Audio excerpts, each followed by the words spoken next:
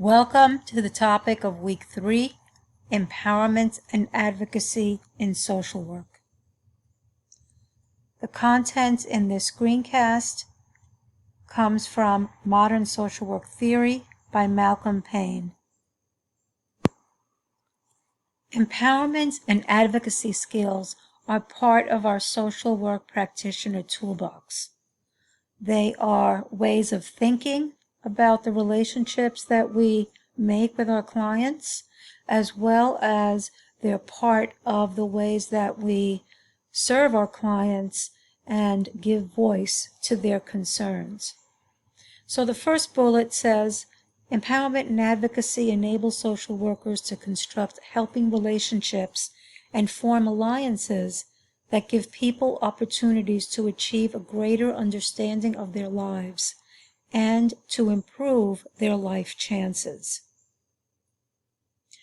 So when we seek to empower our clients, when we come from that place of believing our clients can make changes and can improve their lives, we help our clients to foster a sense of empowerment and ability to make decisions, choose options, and take action in support of their goals, their hopes, their dreams, and ways that they can increase their quality of life and well-being.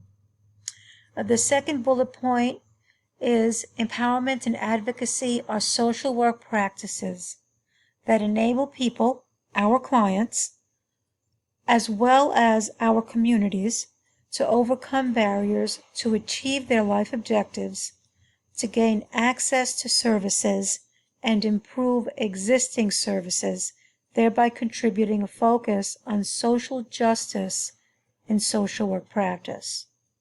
So the important words to take note of on this slide is that we work together with our clients in constructing relationships and forming alliances that help our clients, that give them a sense that they can achieve more in their lives and they can improve upon their life circumstances.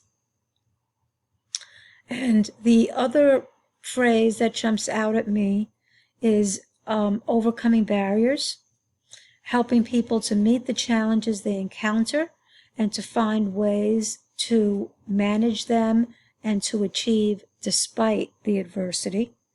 And also social justice, which is a foundational belief, ethic, value in the social work discipline and in social work practice. While empowerment and advocacy are often grouped together as if they're one practice, they're actually two practices that complement each other. So let's look at empowerment theory first. So empowerment aims to achieve the social justice objectives of social work. And it achieves this both as practitioners working with our clients and in our overall orientation as social workers. We have this lens, how we see the world, through social justice, economic justice, racial justice, and we look at the ways people encounter inequities in their lives, and we seek to help find resources, services, and ways of managing adversities. Second bullet point, empowerment helps practitioners to think about social barriers to achieving their clients' objectives and motivates them to deal with social injustice. And clients are encouraged to participate in the decision-making process. So we can't talk about social justice unless we acknowledge and recognize social injustice, unless we're able to discuss the ways that our clients are held back in their life through systemic racism, through institutional bias, through oppression and limits on their life options and life choices, we can't talk about achieving social justice. So we need to have both. We need to educate our clients on social justice, what it means, how social injustice shows up in their lives, and empowerment is finding ways to take action, to raise your consciousness, to think about your choices in life, and to work beyond the limits in order to find ways of improving well-being. The third bullet point, empowerment reflects a commitment to self-determination, client participation, and collaboration. And this is a really important point. You should recognize self-determination, client participation, and collaboration as part of our social work values and ethics. So we empower our clients to make their own decisions.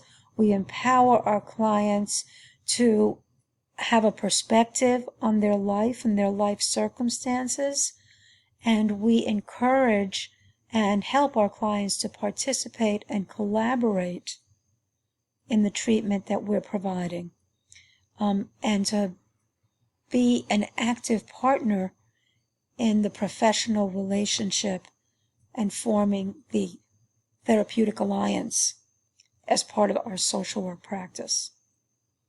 And the last bullet point, empowerment theory is closely related to the history of the struggle for equality of the civil rights era.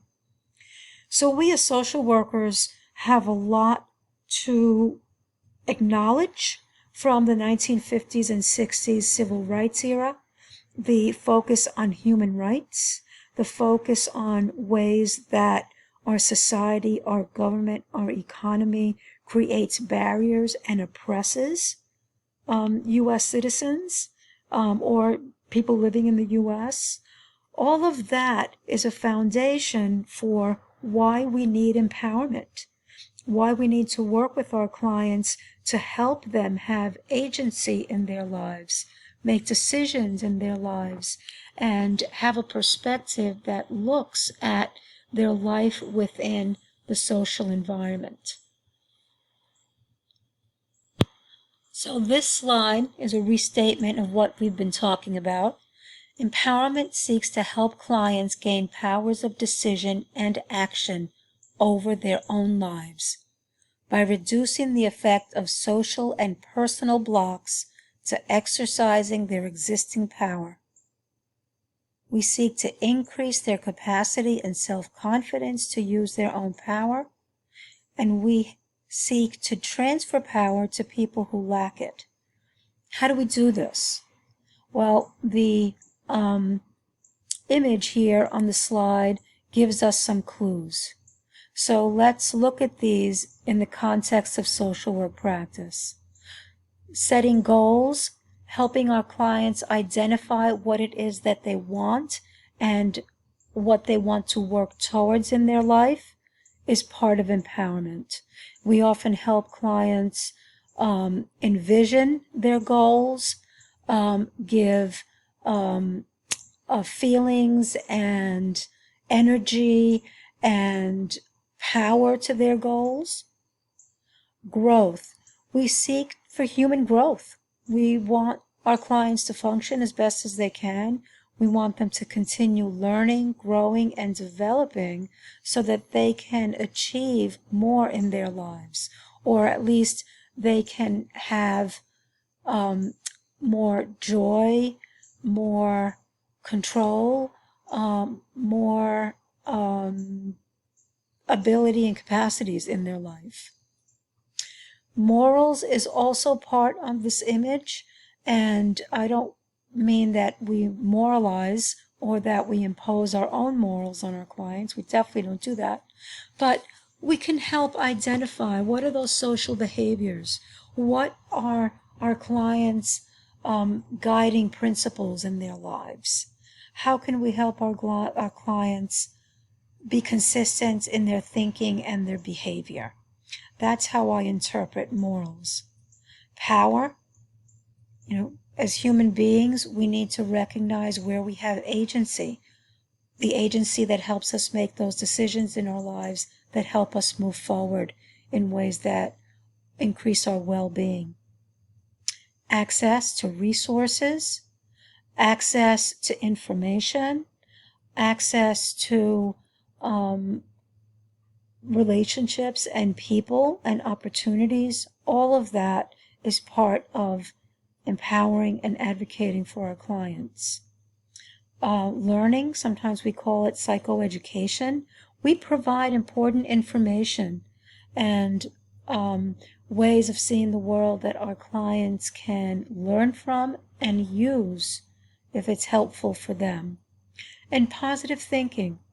You may remember positive thinking is an important part of resiliency.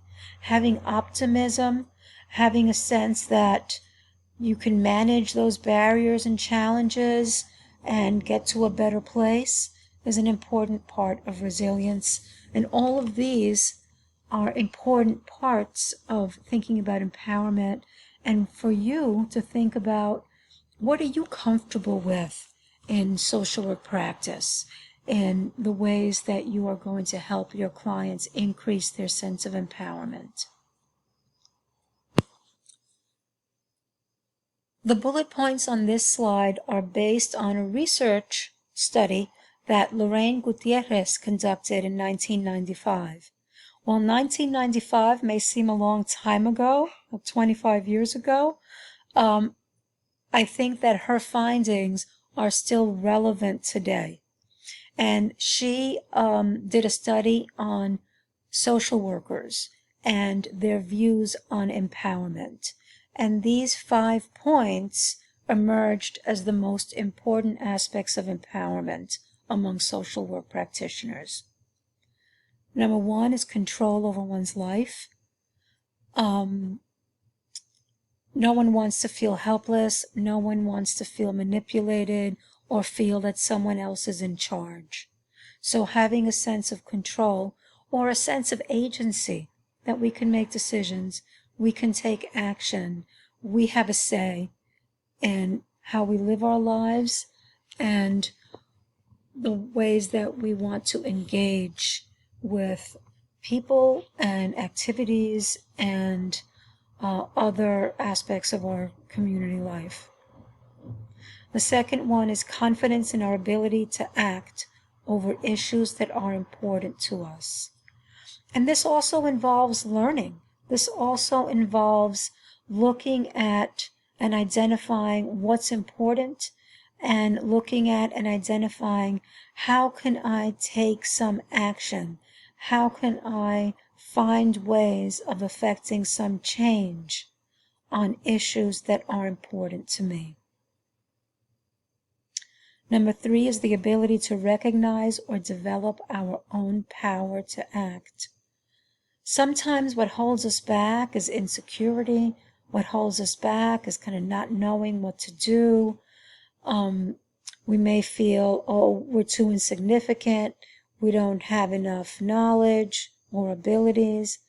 But recognizing that we do have agency, that we do have power to act, even if it's in small ways. And actually, we do have to start with small steps, is an important aspect of being empowered.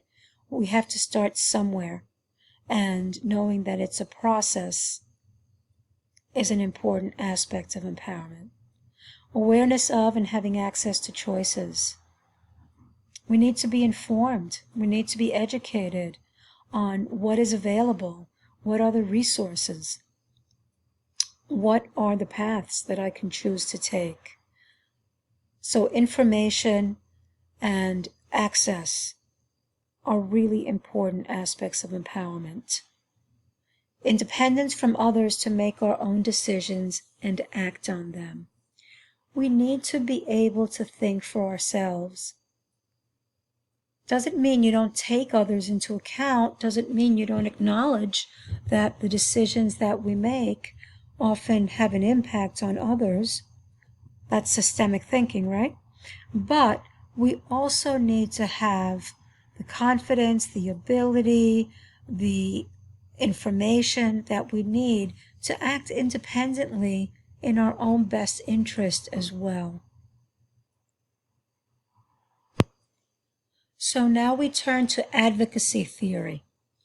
So for social workers, advocacy seeks to represent the interests of our clients, especially our powerless clients, to powerful individuals and social structures.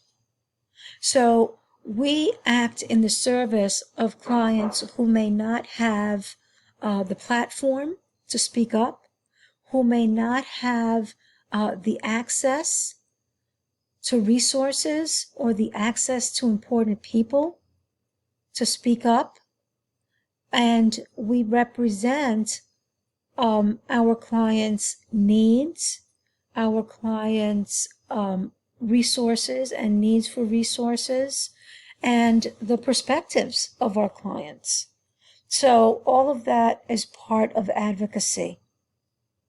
So we advocate in two ways. One, we represent people by speaking for them, by actually using our voice as a social work practitioner, as a professional, as someone who has experience and knowledge and skills to help give our clients voice. And number two, we also advocate by interpreting and presenting our clients' experiences, their needs, their perspectives, their life circumstances, all of those things to those who have power. Who are these people with power? Well, they're legislatures, they're program directors, they're gatekeepers to resources and access to information, as well as sometimes on a smaller level, we need to give voice and advocate for our client to our supervisor, to help them, for example, gain services, right? So we're advocating both on a small scale in our everyday practice, and sometimes we advocate on a larger scale to larger legislative bodies or agency initiatives, so forth. The third bullet point presents cause or policy advocacy. So this is advocacy on a larger scale. The aims to promote social change that benefits groups and their interests, whereas advocacy seeks to establish individual and family rights. So cause or policy advocacy seeks to make social change that's going to benefit large groups of people, communities, and neighborhoods. And advocacy seeks to work with individuals and families to advocate for their needs. Advocacy on behalf of people with disabilities was an important foundation for the way that we advocate as social workers. So, particularly learning and physical disabilities, the experiences of those groups, as well as people with mental illness, really helps to provide a blueprint and helps to provide a model and a motivation for implementing advocacy on a larger scale and to use advocacy skills more widely.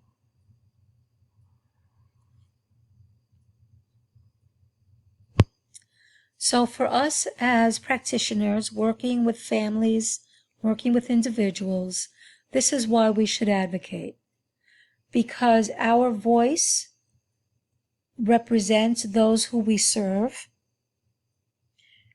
We need to advocate to uphold our code of ethics and help others understand the social work perspective and helping to provide services for all people who need them, to provide our professional expertise. I mentioned our knowledge, skills, and values is part of our professional identity as social workers. To change social work stereotypes, we need to advocate to include our voices, to make sure that we are not marginalized as a profession, to make sure that the type of work that we do is given importance in our society. We need to advocate as a way of modeling for our clients how to be empowered and how to advocate for themselves.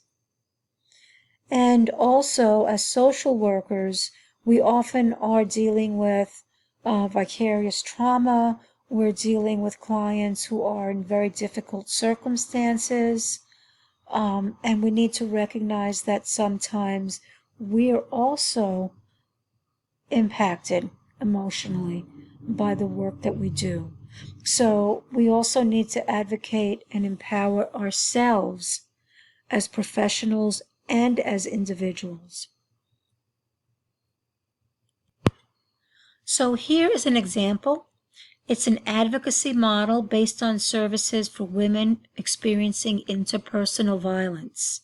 So this gets into more of the skills and activities that we might actually do with our clients, working from empowerment and advocacy approach. So first, starting at the top, we're going to respect confidentiality.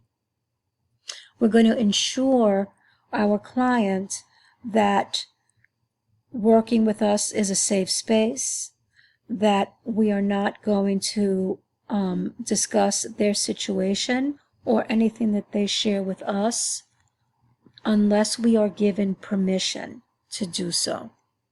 So that's really important professional practice, and it sets the tone for the work that we do with our clients, that we can be trusted.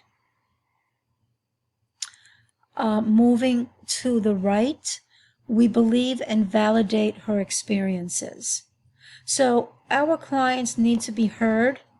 Our clients need to feel that they can speak and share their emotions, their ideas, their thoughts, their reactions. And we have the approach that we work with our clients and with what they bring into the work with us. So we listen actively. We acknowledge our clients' feelings. We don't make them wrong. We don't devalue or dismiss what they're telling us. Moving on, we acknowledge ways that social injustice, economic injustice, racial injustice play themselves out in people's lives. Sometimes we name these things and help our clients to identify the impact of injustice on their lives. We respect our clients' autonomy. Our clients have the ability to make decisions. They have the ability to participate in their own treatment and have their voices heard. So the approach is the client is the expert on his or her life. From this perspective, we help the client to make a plan. We may help the client make goals and identify action steps to reach their goals. In this particular example, it's about planning for safety. It's about identifying who she can call or what she can depend on to help her through a moment of crisis or danger. And finally, we promote access to community services and resources. So these are 6 examples of advocacy in action.